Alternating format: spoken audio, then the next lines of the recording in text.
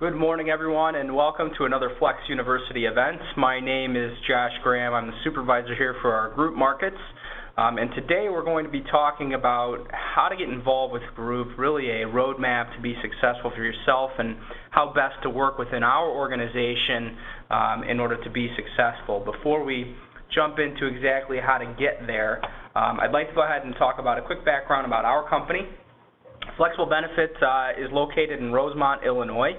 We are a general agency and a benefits administrator with roughly 75 employees here locally at our office in Rosemont, and been in the business over 26 years. We focus obviously in two different areas right now. Our general agency, we represent Blue Cross and Blue Shield, Aetna, and United Healthcare for medical insurance on the group side. And then multiple ancillary coverages, as you'll see, Principal, the Standard, Delta Dental, MetLife is one of our newest contracts that we've added to our portfolio.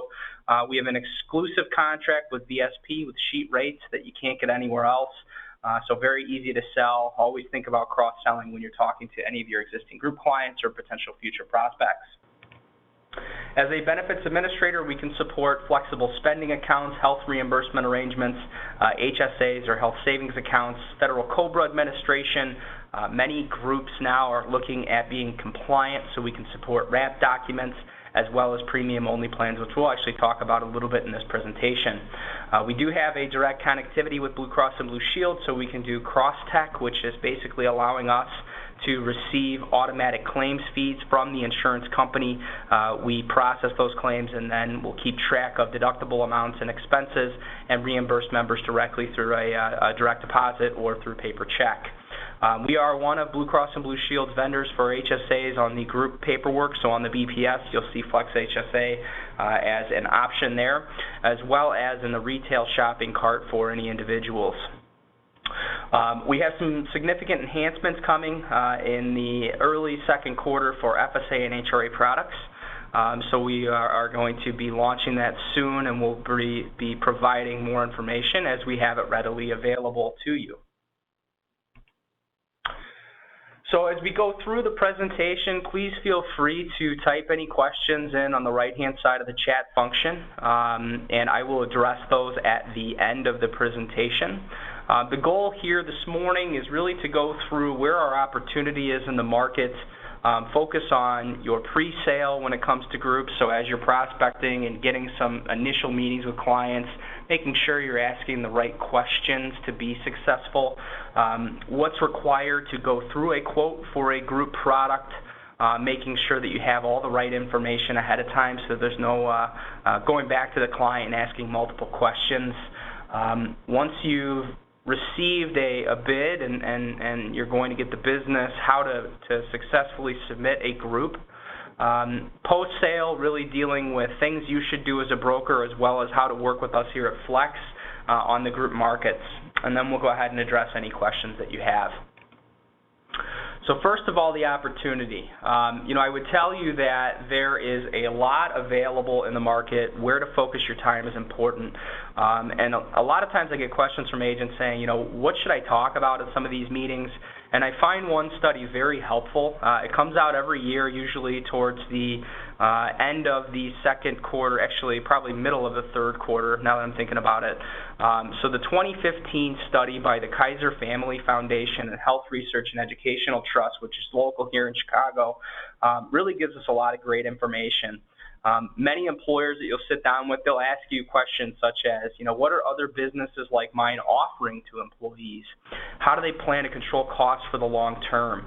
What's new that I can offer that might be unique and help me control costs within my organization? And this study actually goes through trends within different market segments and really identifies what other people are doing. And having that from a third party and being able to provide that credible information really helps in some of these initial presentations with clients. Some of the things we took from here, the average deductibles are on the rise and have been. This graph shows basically an increase of deductible for any individual that had deductibles in their health plan that exceeded $1,000. So as you'll see in 2016, only 16% of individuals had a $1,000 deductible or more. Obviously, that trend is increasing. Now in 2015, over half, 63% of employees now have deductibles of $1,000 or more. Now keep in mind, this is for small firms that we're looking at. We're getting up to the 50% mark for groups as a whole. Right now, 46% for 2015. And some of this is attributable, obviously, to the rising healthcare costs, but the popularity in different types of programs, such as HSAs. HSAs are a great tax vehicle, one of the only triple tax advantage accounts where you can put money into it on a pre-tax basis. You can use the money to pay for your medical expenses on a pre-tax basis, and any interest or investments and gains earned can be accrued on a pre-tax basis. So it's the only account that actually has all three of those options available to members. But you can see that from 2006 until 2015, that's also been a trend that has been increasing year after year. Like I said, much of the reason behind that is the rising cost of healthcare. Individuals becoming more consumers and understanding how these programs work. Brokers taking them in, using them themselves, understanding the advantages. It's just becoming a more and more popular option. Even, not just the HSA plans, but using high deductible health plans coupled with health reimbursement arrangements, which are basically employer-sponsored accounts that you can use to reimburse employees for their medical expenses. In essence, the employer is self-funding a corridor within the deductible amount. So these are all, I would say, common practice in our group market right now, but continuing to trend upwards as people are looking to control costs. So we know that there are many changes happening right now within our market. Obviously, increased network restrictions. You've seen carriers eliminating their full PPO networks. Managed care programs on the rise. More of the carriers are moving towards whether you see ACO arrangements, accountable care organizations, where hospitals can potentially get money back for quality of care.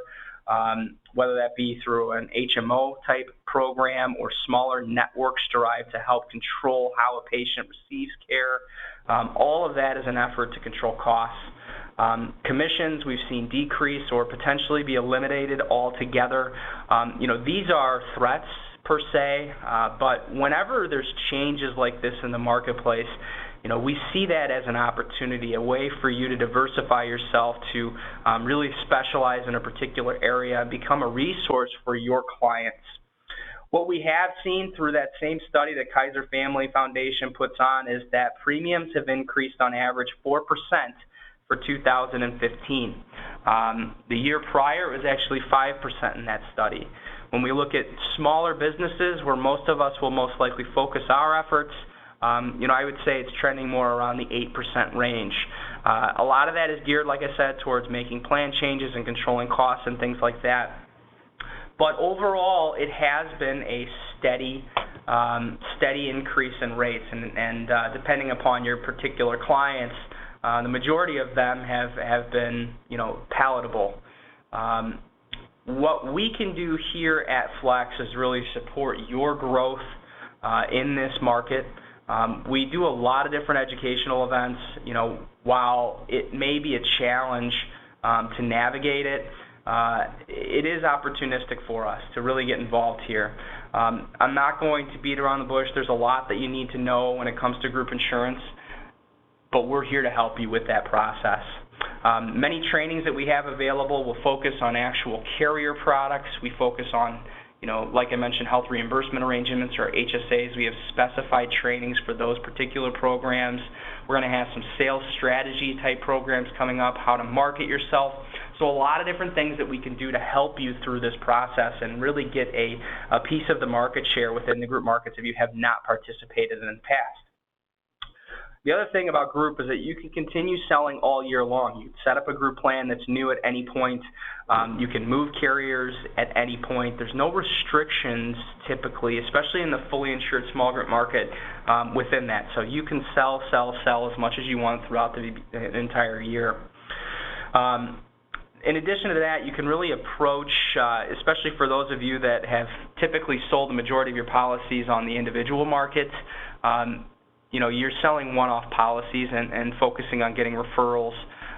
in order to get more business. With this, you go into one group and you're still selling to that end user, you're still getting a policy sold to the individual, but the population that you're going after is going to be larger, so you'll have more opportunities to close sales. The closing cycle is longer within our group market space.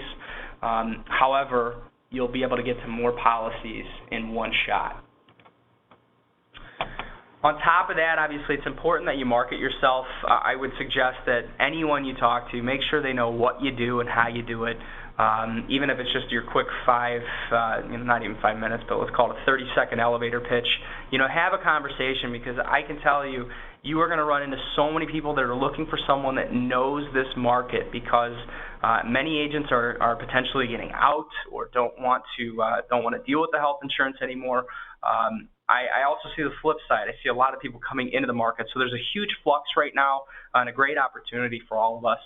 I would tell you to really associate yourself with the right audience. Try to get involved with areas of networking for small businesses or incubators, if you're familiar with those. They're startup organizations or companies that assist with startups to get them up and running. Landing a small 2Life group that grows is really a focal area for some agents. So focusing on some of those incubators, the younger companies, the growing companies, having solutions that might be more electronically based, we can support you with all of that. I would tell you that social media, as much as you may not want to get involved or you may see the negative sides of it, it really gets your name out there. It is a friend, not a foe. We have workshops and trainings available and resources that I can actually provide of things that we've done through LinkedIn or Facebook that can really help get your name out there as an organization. And lastly, ask for a referral. You have a good situation, you sell a group, ask if they have anyone else that may use your services. If you don't ask, they're not going to just give it to you. So make sure that you're asking for the business. So getting into kind of a pre-sale, you're having some opportunities, making some cold calls, potentially networking, getting to meet some people, and you finally get a meeting and you're going to sit down and kind of go through what's needed to move forward. First of all, you want to know your audience. Okay, it's important to understand who you're selling to so that you can be successful. You don't want to sell a product that's not going to be purchased by that particular population. It's also good to kind of create your own niche in regards to the types of businesses you go after, because getting a referral within a target market becomes easier. Generally, when you talk to a business owner of a particular type of business, they're going to know other business owners in the same business or competition or friends, family, etc. So focusing in one area and using that area to network and meet new people is definitely one way to create faster growth within your business. Asking the right questions when you actually sit down at the table is important. And it's important because it shows, first of all, A, you know what you're doing, but B, it's going to save everyone time. It's going to save you time from having to go back to your client. It's going to save your client time from their business having to come back and give you more information. So I want to go through kind of a list of what's recommended when it comes to sitting down with a new prospect, of what you will need up front in order to not have to go back to the client. You'll be able to get everything you need and then come and present what your recommendations would be for them. And this obviously varies whether or not we're dealing with small group where there is no underwriting or 51 plus. We're also going to ask for the information, but you may have to make one extra stop back at the employer to potentially set up, collecting applications or going through an underwriting process. But as far as getting the initial quotes and doing an analysis of what's available in the marketplace, you're going to want to find out from them, who is the current carrier that they're with, so you know where you need to go to market. Some of this may seem remedial, but it's important that you do have this information before you leave. Current carrier plan designs, what are they enrolled in? What are they used to? What other things could we potentially show to them? That's important. Having an understanding of, what their rate is now if they're outside of the renewal cycle, or potentially how the renewal is, it's going to tell you two things. First of all, where do I need to be to compete with another carrier, but also how is the group running? If you got a 40-50% renewal, we may not be moving carriers because there's something going on there. So getting some of that information is going to give you some cues as to how to treat that business. Never forget to ask for the ancillary. Some of our agents actually use ancillary as the back door into a group the first year, helping them put in new voluntary lines of coverage because the current agent isn't comfortable with it, whether that be disability insurance, life, vol life, any type of dental. Ask for that ancillary coverage too. You want to be a full stop, a one-stop shop for your client and provide them all of those services. When it comes to getting a census prepared, I know that sometimes it's a challenge working with small employers in particular, but some of the things that you're going to want to identify, obviously, gender is not going to affect our small group rates, but potentially your 50 plus it will. So collect gender. You're going to need date of births for small group. You need it for all members. If it is a 50 plus case, you're only going to need that date of birth for the employee.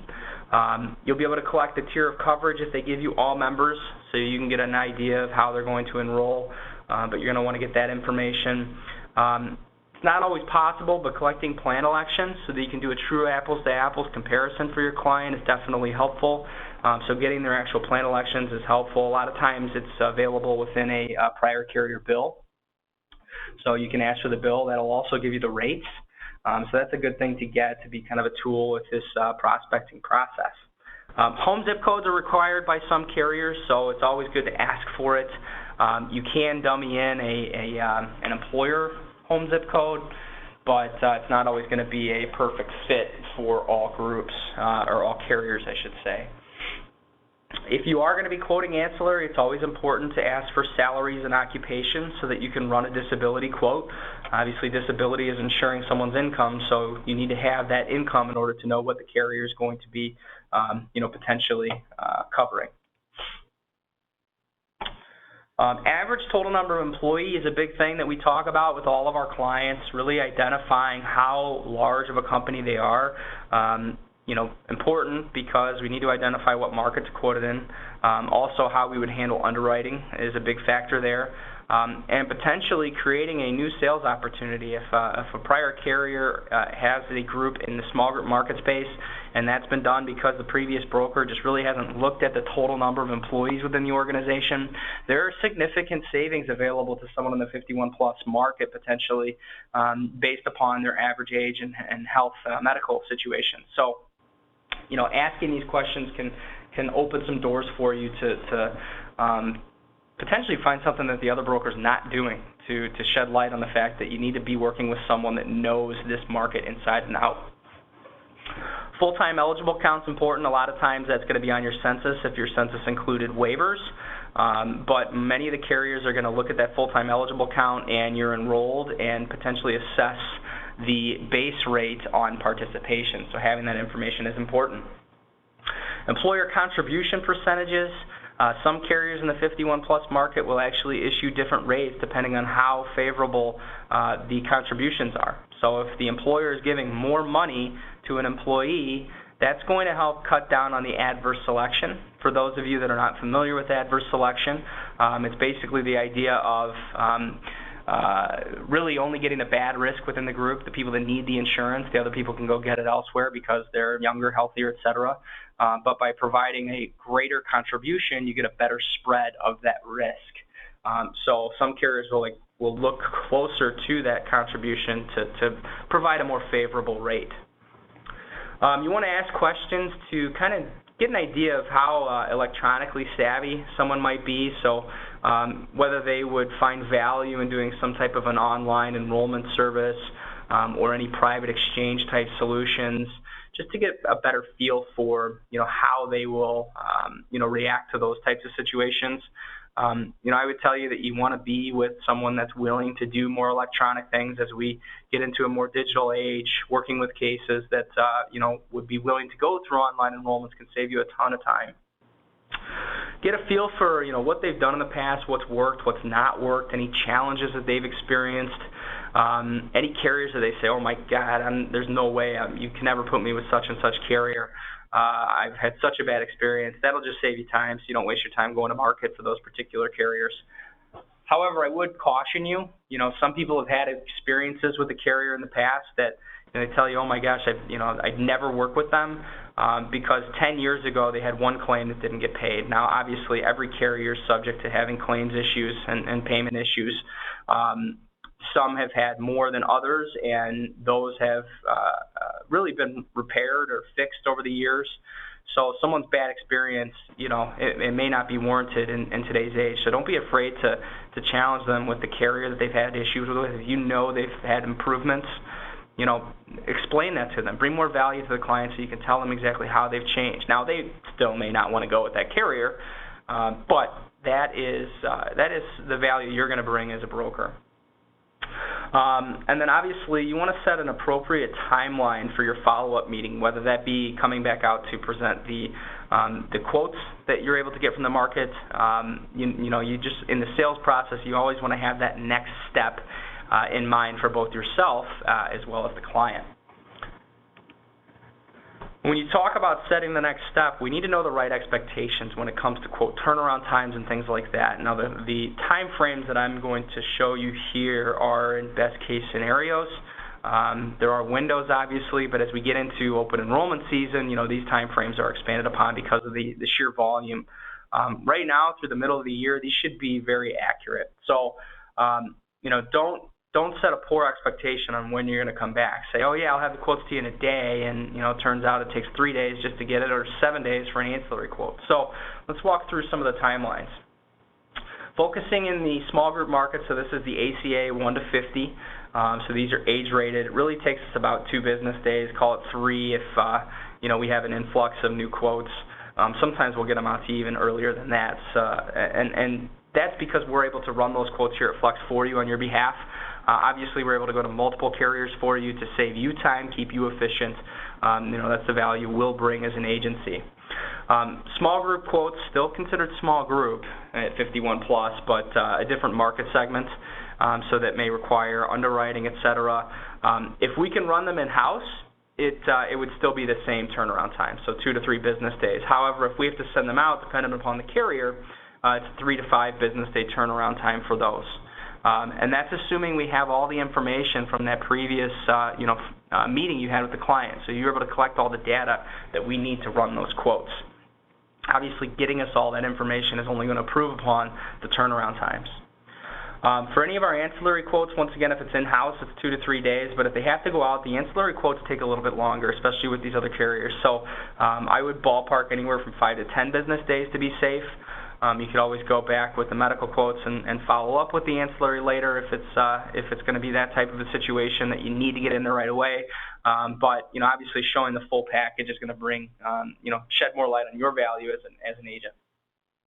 Our TPA, we do that in house as well, so we can typically get those out in about 2 business days. So let's talk a little bit more about quoting. We talked about what to ask at the meetings, but once you've collected all of that information, you can send it directly into our quoting department at quotes@flexiblebenefit.com. As I mentioned, make sure that you have that census. We do prefer it in Excel format. Some situations we can quote if it's 2 lives or whatever outside of the Excel, but keeping digital files for yourself is going to be helpful, as well as it makes our job faster, so we can turn your quotes around at a faster pace. Having the plans and rates are important. The average total number of employee count, as I mentioned, to make sure that we're identifying our quotes in the correct market segment for you. Your full-time eligible count, and then once again, knowing the employer's contribution for both single employees as well as what they contribute to any of the dependents within that group. So let's talk about some sales techniques, really in general. Like I said, we have dedicated sales presentations to these individual sections that we won't have time to go into today. But there was one study that I read, obviously this is through that Kaiser Family Foundation that I mentioned. When we look at the small group market, only 37% of small firms have a Section 125 plan. It's our premium only plan. The funny thing is almost, I would say, 90% of businesses are pre-taxing their premiums, which means that 60% of your business, or let's call it 50% of the businesses out there, are out of compliance when it comes to having the proper documentation on file that shows, to the IRS that we are pre-taxing our employee portions of benefits. everyone does it because employers will save their 7.65% on their payroll taxes, and employees, obviously, at whatever their tax bracket is, will ballpark it, 30%. So there's significant savings to an individual and a business for running their portions of premiums through a pre-tax Section 125 plan, a premium-only plan, if you will. But many groups are out of compliance. So asking that question when you go in to see a client, it looks like you're having your employees pay a portion of the premiums. One of the things we do is we talk compliance with our clients. Do you have your premium-only plan on file in case you have an audit? Many of them will look at you funny and say, well, what's that? And then you can explain to them exactly what it is. It's easy. It doesn't cost much to get it. You just have to have it, and it has to be on file. So that's important. I thought that was interesting when I read that in the study. Other tax advantage accounts, as I mentioned previously, health reimbursement arrangements, basically an employer-funded account for employees to pay for qualified medical expenses. It can be opened up to all 213D medical expenses. Basically anything that a doctor would prescribe you can cover, or you can limit it as an employer. You could basically say anything that applies to the deductible we can use your HRA money for. And then you can set corridors so the employee pays the first portion of the deductible and then the HRA kicks in. All this is in an effort to get to a lower cost plan. Raise the deductible but have money available in the event that an employee needs it to reimburse themselves for their out-of-pocket costs. And we have, like I said, there's some presentations that I can send to you. We have some templates that you can illustrate. If you ever see a group that has a really low deductible on a grandfather plan, look at higher deductible plan options and what it would cost to cover the difference in the deductible from an employer's perspective. Because I've run into cases where someone's still on a $250 deductible or a $500 deductible, and we can move them to a qualified HSA plan and fund the entire difference in the deductible amount for the employees, and the employer is still saving money. With an HRA, we typically see that about 40% of that fund is utilized. That is dependent upon how you structure the HRA, but that's pretty average for our overall book of business as an HRA administrator. Flexible spending accounts, many large employers, I would say almost 90% of them have FSAs, and within the Kaiser study that was defined as 300 plus employees. But your small group firms, it's not as popular. It's definitely still talked about, but an FSA is an easy way for employers, especially when you're dealing with rising healthcare costs, people moving their deductibles, trending upwards. Allowing employees to be able to pre-tax their portion of those deductibles is important, or any medical expenses for that matter, because it's employee dollars, so they can use their money to pay for vision expenses or to get their teeth cleaned, or a lot of the day-to-day type things that everyone's going to have that a lot of times they pay post-tax dollars for. So opening up an FSA allows an employee to pay for that on a pre-tax basis. And the added benefit to an employer, once again, of lowering their overall payroll liabilities from a tax perspective. So, we can go through that we have 2-hour presentations specifically dedicated to FSAs. Likewise, I mentioned HSAs, the benefits of putting in an HSA program, the tax savings, the ability to save for your future. A lot of people will look at an HSA and kind of associate it with like an IRA, if you will, but an IRA that's strictly for your medical expenses. They're anticipating that the medical costs for an individual into retirement will exceed $250,000, and that's not just the premiums, that's the out-of-pocket costs. So, there's going to be a lot of expenses down the road, and HSAs can be a tax vehicle to save for the future. So a lot of different things that we can go into from a sales technique perspective. Compliance services. Compliance is on the mind of a lot of businesses right now. Obviously, there's new regulations from a reporting perspective for any large group, applicable large employers, your 50-plus cases, that they have to offer coverage, or there's penalties now for 2016. We have healthcare reform resources at our website at flexiblebenefit.com. If you go to that webpage, at the very bottom in the right-hand corner, you'll see a link for healthcare reform. Our blog, we keep a lot of things posted there for what's new and trending, so please feel free to subscribe to that to keep yourself up to date. But going into a group and talking generally about compliance, what do I need to do to be compliant as a small business? A All groups must have wrap documents. It is required by ERISA. It is a rule that I shouldn't say all, the majority of employers must comply with. Basically, if you are, the only groups that would avoid that are cases like a church would not have to comply to ERISA, or potentially municipalities or federal government entities would not need to comply with ERISA. Outside of that, your 2Life group, mom and pop donut shop down the street, they're offering a group medical plan or an ancillary benefit, they have to comply with ERISA. Technically, they're supposed to have a wrap document. So that can open some doors for you and talking through that with your clients. The non-discrimination testing, that's something that goes along with a lot of our TPA products. Cafeteria plan non-discrimination testing.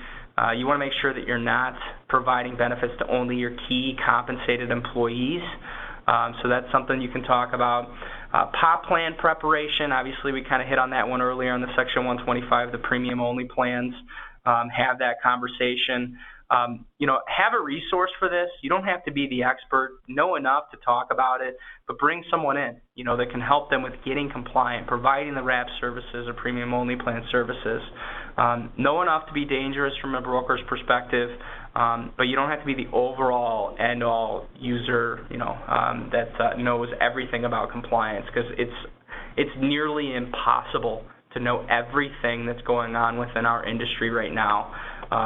But knowing a lot of it, you'll be ahead of the game when it comes to working against your competition. Some overall do's and don'ts when it comes to what to do post-meeting, prior to meetings. Most agents are preparing spreadsheets to illustrate their quotes. They're not just going out with a group quote and then walking through a 40-page document in front of a client. Simplify that for them. We have templates that I can send to you so you can spreadsheet, put the benefits in, show the cost differences, and provide a one-page summary for your client. Here are my recommendations. Here are how the benefits compare, and this is exactly what the costs are going to be, especially in the small group market. It's very important that you do that and simplify it. As I mentioned, think outside the box. Think about raising the deductible and self-insuring a portion of the corridor through an HRA. Thinking about something new that another broker has not ever, opened the door and talked to them about. That, one, it shows that you're looking out for their best interest, that you're bringing new ideas to the table. And they may not go with it, but it could potentially open up a new sale for you because you brought them something that the other agent was not willing to talk about or wasn't comfortable talking about. Make sure to provide your brokerage services. Be upfront. This is what I'm going to do for you as an agent, and these are the services I provide. Have some success stories. Have some referral sources, that you can say, hey, you want to talk to some of my other clients, and they can tell you what I've done for them. Be prepared to sell your agency. You're not just selling the insurance company. You're selling the value you bring as an agent to the marketplace. And don't forget, you don't have to move to a new carrier in order to get a piece of business. You can take over a group product on a BOR at any time of the year, a broker of record. You get a letter from the client on their letterhead that explains that you are going to be their new agent. You got to make sure that you have the conversation that you're the new agent, the other agent is out. These are the services I'm going to provide. This is what I need. Have that open conversation. There's a lot of people going out. We see it in the Texas market a lot more right now, where their brokers just kind of disappeared and going in and talking about it. You don't even have to move carriers. You can take over as the broker and start servicing your account immediately and start receiving compensation for that. So don't be afraid to ask for the BOR if there's no other good alternatives in the marketplace for that particular client. Well, I say simplify, don't overcomplicate. So don't provide too many options. Try to narrow it down for them so that they don't have to look at too much. Always remember to listen. Know your client, but listen to what they're asking you for. Ask them questions. A lot of times we'll use questions as a way to re-engage them into the conversation. Especially if you kind of see them backing off, or God forbid they're falling asleep. Asking a question kind of re-engage them. What do you think about this, or why have you not done something like this in the past? Get them involved in a conversation to help you within that sales process. So once you get a commitment and it's time to submit a piece of business within our organization, submitting gets fairly easy. You know, I'm going to go through general requirements for all of our carriers. A lot of this is going to be carrier specific. There are some things that one carrier will ask for that another won't, but your sales reps here will walk you through that process when you finally get to the close. Typically, the carriers are going to ask for a prior carrier bill. Renewals are not always required. Typically, a renewal is there for your 51 plus groups, but it's not as important if you can provide a bill in the small group market space. In the past, carriers would require bills because that's how they would waive waiting periods. But obviously, post-2014, there's no pre-existing conditions or waiting periods for our medical insurance. Quarterly wage and tax reports are very commonly asked for. A quarterly is going to help identify a lot of things for the carriers. They use a quarterly wage and tax report, which is basically a tax document filed with the state that shows, you know, how many wages were paid within a particular quarter of business. Obviously, that's for tax liability, et cetera. But that shows who you paid, and carriers can look at that and see who's full-time and part-time. For the most part, obviously, that's open for discussion depending on their type of business. But generally speaking, you can see if someone's making $20,000 in the quarter, you know, I doubt they're part-time employees of that particular organization. So they'll use that to make sure that A, you're offering coverage to everyone in the group, and B, that you're meeting their participation guidelines. So that's very common that is, you know, asked for at a new business submission. Now, the other thing that they'll ask you to do is to reconcile the quarterly wage and tax report, because you may have people listed on there that were terminated and no longer with the company. When you submit a new piece of business, mark next to each person's name. Here are my full-time people. Here are my part-time. Here are the people that are terminated. If you're doing carve-outs, you can mark a union next to the union employees so that we know that they're not eligible for benefits. But anyone that you mark full-time, you're typically going to want to have an application or a waiver for those individuals. Okay?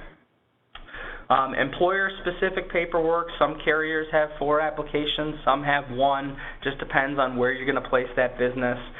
We can help you with filling that out if there's any questions on there. Usually it's pretty self-explanatory when you read it as an agent, not so much to an employer, so make sure you're offering to help them with filling out that paperwork. Once again, bringing more value to your client. Employee applications or a census. Some carriers will take census enrollments. Some will require applications. Some need the apps because they need the medical information. But that's going to be one of the general requirements when submitting a new piece of business. Don't forget to ask for the order. Ask for the check. Getting a premium binder check means that they're going to move forward with you. Now, there's some situations where we're going to move forward without a check. Sometimes that has to be done on an exception basis, but check with your sales rep and they can support you with that. Also, some carriers have draft forms, so they can actually take a draft from a bank account as opposed to having to collect a check. If that's going to be the case, get that form. Make sure you have the banking information before you leave their office. Allowing for proper timelines when it comes to installing a case. Things have definitely improved over the years with how quickly some of these cases are being submitted. These timelines are going to be based upon Flex having all of the necessary information to submit the case to the insurance company. So in our small group market, 1 to 50, obviously there is no underwriting for any case that has under 50 average total number of employees. Once we have all that missing information, it's about a 2 to 5 business day turnaround time to get a welcome letter, or I should say to get a potentially a final rate offer, potentially a welcome letter, depends on the carrier. But it's usually a very quick turnaround time. This obviously assumes that we had everything and that the carriers don't come back and ask us for anything additional potentially that was missed. Within the larger group markets, still considered small group, 51 to 150, depending upon the carrier. Underwriting, whether you go through gatekeepers or individual medical questionnaires to get a final rate, are going to take anywhere from 5 to 10 business days. Actually installing that business once you've gone through underwriting is another 5 to 7 business days. And then depending on the carrier, once the installation is complete, a welcome letter may be immediate, or it could be another 5 business days. So working with your sales rep, we can help set the right expectations based on the carrier that they're going to move forward with to help really make sure that your client's not calling you on day 2 saying, where's my welcome letter, and we still have 5 days before we can even get close to a welcome letter. So it's important we set those right expectations on the front end. ID cards are generally mailed after that welcome letter is issued. Some carriers will have access to getting temporary ID cards. Some are requiring members to actually enroll into their online portal and then print a temporary ID card. All of them have this option.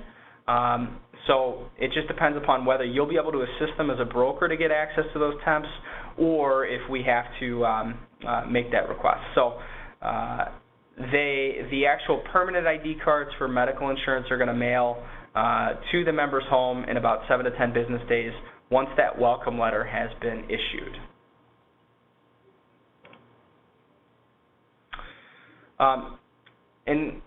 In addition to that, so submitting new cases, obviously there's two different ways we can take a mail. You can drop it off here, however you want to get it over to us, we can do that.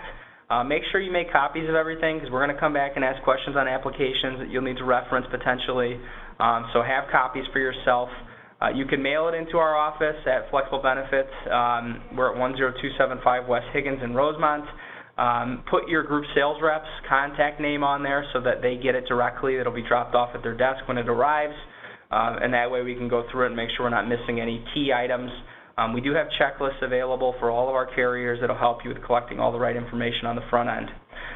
You can email, so scan and email the copies to us. We can also take a fax. It's becoming less popular, but we can take scanned copies of everything if you want to do it that way. The only thing I would need an original of would be a binder check if that's required by the carrier. Congratulations. You sold your first case, you got your welcome letter, now what? Welcome letters will come out in really 3 different ways. Sometimes they come from the carrier directly to you as the agent.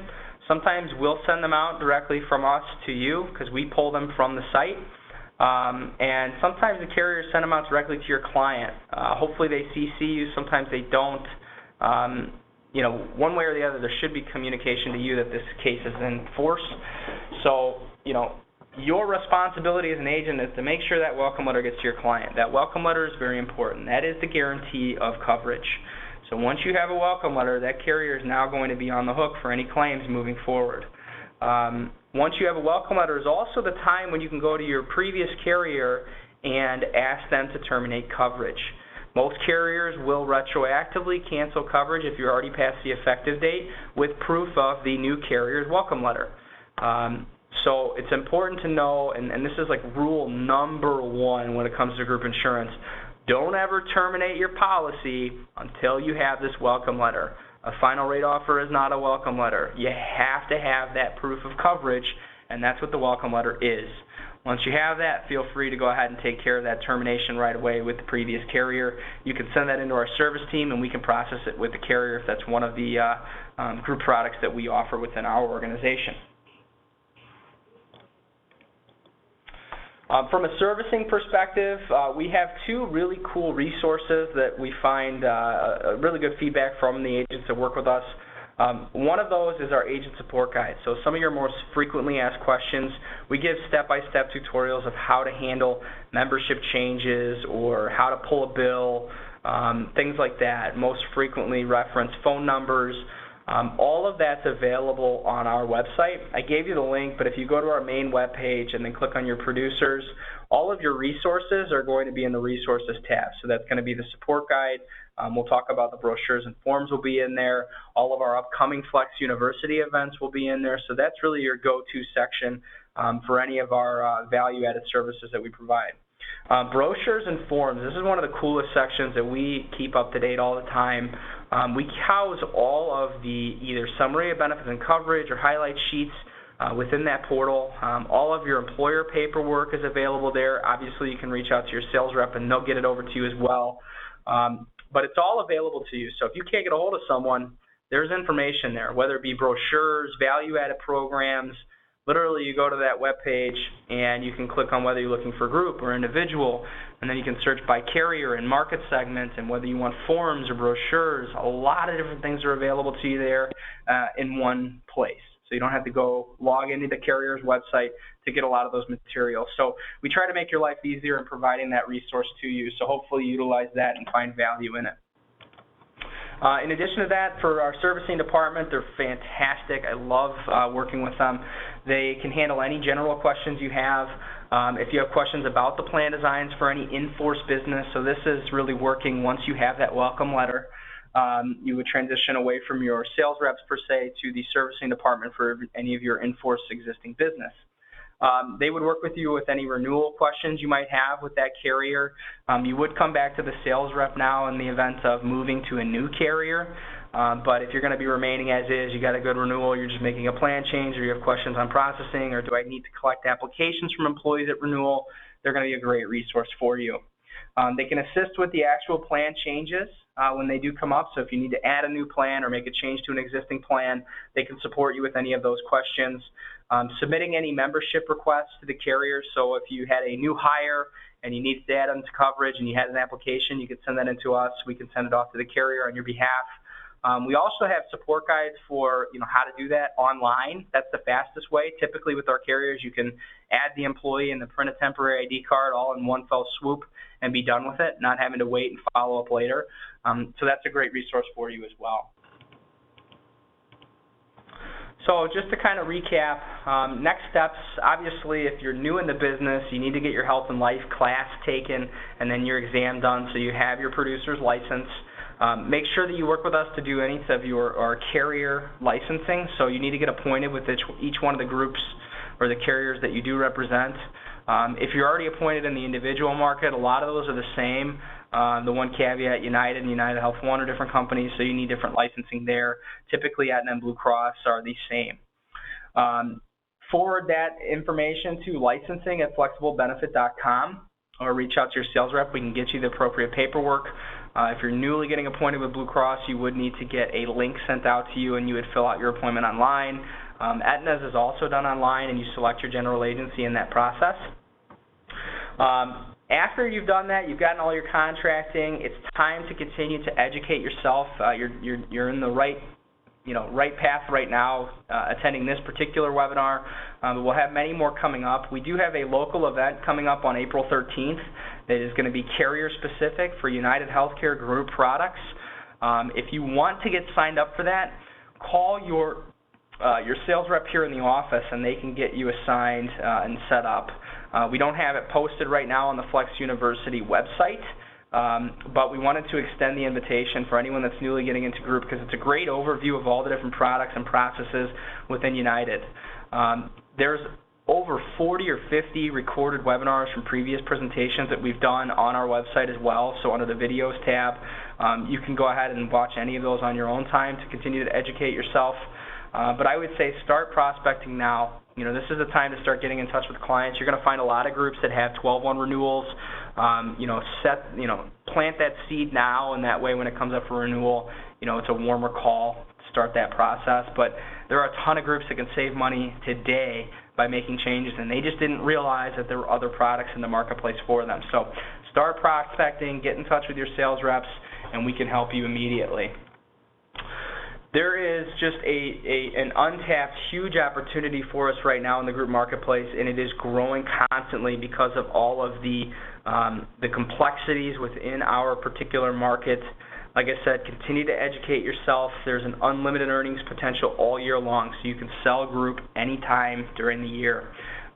Keep selling the full PPO network products. You're going to have individuals that you work with that are going to come to you and potentially say, hey, I'm just realizing now that this smaller network's not going to work for me. It turns out a lot of them either work for companies or have a company themselves, and we can work with you to get that business set up. We're going to be here as an agency. We want to support you. We want you to help grow your business in the market, and we're going to help you do that along the way. So lean on us as much as you need to get up and running. We want you to be successful and make more money here in 2016, and we think that group is a great way to do that. So I'd like to open it up for any questions that you have, whether it be carrier specific or if you have any questions about where to go for information. Anything that you might have, please feel free to type that in. I'll give you a minute here to get that into the chat function or the Q&A section of our webpage, and then I will answer those going forward.